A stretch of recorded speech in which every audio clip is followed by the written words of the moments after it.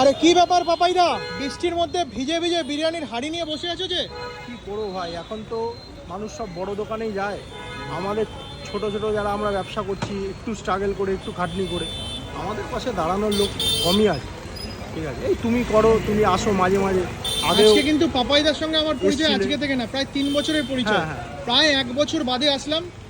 এখানেই একটা জায়গায় এসেছিলাম ভিডিও করতে, হঠাৎই পাপাইদার এই স্ট্রাগলটা দেখে আমি দাঁড়িয়ে বললাম। দেখো আমি কিন্তু চলছে। ঠিকঠাক করে দাঁড়াতে পারছি না, দেখো আমিও কিন্তু ভিজছি রীতিমতন, চলছে। আমিও ভিজছি, পাপাইদাও কিন্তু ভিজছি, অলরেডি ভিজে আমার গেছো। struggle মোটামুটি 5 বছর ধরে চলছে। ঠিক আছে? আচ্ছা, সে অনেকে তোমার অনেকে দাবি কি? তুলে মানে তুমি ধরেছে। বলছো যে সবাই বড় দোকানেই যায়?